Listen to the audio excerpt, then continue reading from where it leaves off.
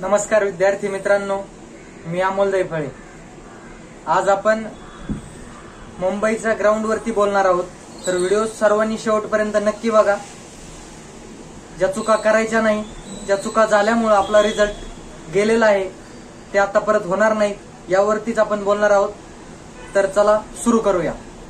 तर मित्रांनो, आता तुमचा फॉर्म मुंबईला आहे, ग्राउंड बाकी आहे तुमचं। मुलींचं ग्राउंड सध्या चालू आहे, जिल्हा पोलीसचं पण चालकचं मुलींचं संपलेलं आहे आणि सध्या मुंबईचं मुलांचं चालकचं ग्राउंड चालू आहे। तर मित्रांनो, ग्राउंडला आल्यावरती आपल्या मनात एक भीती असते, तिथं पाऊस असेल का, मग तिथं पळता येईल का आपल्याला। आपल्याला गावाकडे तशी प्रॅक्टिस नाही, असं कोण चिखलात पळायची काही प्रॅक्टिस करत नसते। पण मित्रांनो, सर्वजण पळतायत, तर आपल्याला पण तिथं पळायचंच आहे। मग असे निगेटिव्ह विचार डोक्यात ठेवायचे नाही आणि एकदम स्ट्रॉंग मनाने ग्राउंड द्यायचंय, ज्यांचं आणखीन बाकी आहे। आणि जे जिल्हा पोलीसला आहेत, तर मित्रांनो तो विषय आहे तुमचा स्पाईकचा। तर त्यांनी अगोदर अलाउड केले होते, पण नंतरून परत त्यांनी ते कॅन्सल केले की तुम्ही स्पाईक नाही वापरू शकत। ठीक आहे मित्रांनो, नाही तर सगळ्यांनाच नाही भेटणार।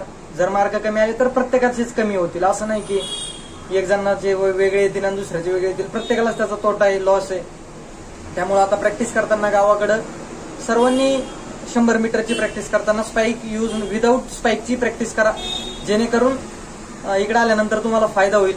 आणि रनिंग करताना 1600 मीटर पळताय किंवा मुलींसाठी 800 मीटर सध्या चालू आहे, तर मुलींसाठी 2च राऊंड मारायचे, मुलांसाठी 4 मारायचे। तर मित्रांनो, आपल्याला ते 4 राऊंड काही जण शूज घालून पळताय, काही जण शूज विदाऊट शूज पळताय।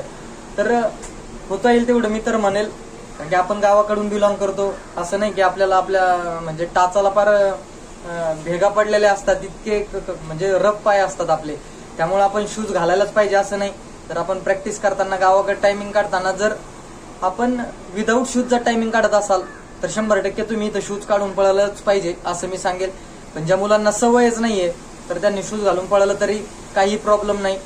पण मित्रांनो, आता SRPFचं झाले असेल तुमचं ग्राउंड बऱ्यापैकी, तिथालचा रिझल्टचं पण कळलं असेल तुम्हाला, त्यानंतर चालकचं पण समजलं असेल। मुंबईचे सोडता बाकीच्या ठिकाणी ज्यांचे फॉर्म होते, तर तिकडे ज्या चुका झाल्या, ज्या चुकामुळे आपलं रिझल्ट 2, 4, 6 मार्काने गेला, तर त्या चुका आता इकडे होणार नाहीत। त्या सुधारायच्या, त्यावरती आपण जोर द्यायचा, भर द्यायचा। आणि त्या चुका इकडे जर आपण केल्या नाही तर 100% आपलं यश भेटणार, त्यात शंका नाही। जो मुलगा जवळ जातोय, मेरिटच्या जवळ जातोय, त्याच्यात ती कॅपॅसिटी असते पोलीस होण्याची, पण त्याच्याकडून नकळत झालेल्या चुका आणि तिथे गेल्यानंतर गडबडताना, पेपर देताना गडबड झाली किंवा ग्राउंड देताना घाबरला, ह्या गोष्टी होतात। पण ह्या प्रत्येक वेळेस जर होत राहिल्या तर मग आपण पाहिलेलं स्वप्न पूर्ण होईल का, याचा पण विचार केला पाहिजे। आणि गडबडायचं नाही, जे आपण गावाकडे देतोय, जे आपण प्रॅक्टिस करताना करतोय तेच येणार, इथं काही वेगळं नाहीये आणि वेगळं देण्याचा प्रयत्नही करायचा नाहीये। आणि असं बऱ्याच मुलाकडून होतं, गावाकडे 1600 पाहताना पहिले असतं ना प्रत्येकाचं, तर स्टार्टअप थोडा स्लो घेतात, नंतरून लास्टला खेचतात। पण इथं काय होतं, पोरं दिसतात, काही पोरं सुरुवातीलाच वाढतात, मग असं वाटतं यार ते पुढे चालले, आपण त्यांच्या नादाने आपण पण खेचतो आणि आपण तिथंच फसतो। आणि मग आपण गावाकडे सवय असते आपल्याला, एकदा सुरुवात थोडी स्लो करून नंतर आपल्याला शेवट फिनिश करतो आपण फास्ट। म्हणजे इथं सुरुवात जर फास्ट केली का मग आपला दम छाक होतो आणि त्यामुळे आपण जो टायमिंग पाहिजे, जे शेवटला जोर लावायचा तो आपला लागत नाही आणि आपला टायमिंग, जे मार्क गावाकडे येतात ते इथे येत नाहीत। त्या चुका आता होणार नाहीत आणि खचून जायचं नाही। ठीक आहे, तिकडचा रिझल्ट नसेल आला, आपला मित्र झाला असेल आपला जवळचा, लोक मारत असते, टोमणे मारू द्या, काही प्रॉब्लेम नाही। पण आपल्याला त्या लोकांचा विचार नाही करायचा, आपल्याला त्या दुनियेचा विचार नाही करायचा। आपल्याला आपलं स्वप्न जे आपण उराशी बाळगलेलं आहे ते पूर्ण होईपर्यंत आपल्याला थांबायचं नाहीये। आणि हाच आत्मविश्वास घेऊन आपल्याला भरती, आता राहिलेल्या ज्या संधी आहेत त्या संधी देऊन त्याचं सोनंच करायचं आहे मित्रांनो। आणि ते होणार आहे, त्यात शंका नाही। फक्त व्यवस्थित द्या, गडबडू नका आणि ज्या चुका पहिले झाल्या त्या आता होणार नाहीत याची काळजी घ्या। राहिलेले थोडे दिवस आहेत, रनिंग वगैरे करताना शरीराला जपून करा, ही कुठल्याही प्रकारची इजा होणार नाही याची काळजी घ्या। कारण की खूप सारे मुलं असे त्यांची क्वालिटी म्हणजे मागल्या वेळी जे 1-2 मार्कांनी हुकलेत, त्यावेळेस भरती होण्याचे हे होते चान्सेस होते, पण काहीतरी हातापायाला दुखापत झाल्यामुळं ग्राउंडच देता आलं नाही. असे पण भरपूर उदाहरण आहेत, जे करून आपल्यासोबत तसं होणार नाही याची काळजी घ्या. आणि ग्राउंडला येताना एकदम स्ट्रॉंग मनाने यायचंय, खचून जायचं नाही. तिथं तुम्हाला 8ला आतमध्ये घेऊन द्या, संध्याकाळी 4 वाजता जरी ग्राउंड झालं तरी निगेटिव्ह विचार करायचा नाही.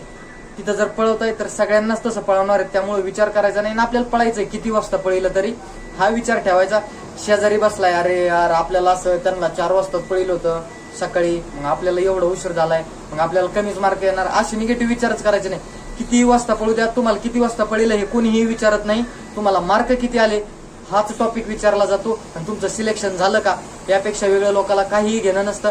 तर लोकांचा विचार करायचा नाही, फक्त आपल्याला आपल्या घरच्यासाठी, आपलं स्वप्न पूर्ण करण्यासाठी आणि आपली परिस्थिती, आपली अर्थव्यवस्था बदलण्यासाठी आपल्याला भरती व्हायचंय. मित्रांनो, तुम्ही 100% बेस्ट देताल आणि ह्या भरतीत भरती होताल अशी इच्छा व्यक्त करतो आणि थांबतो. जय हिंद, जय महाराष्ट्र.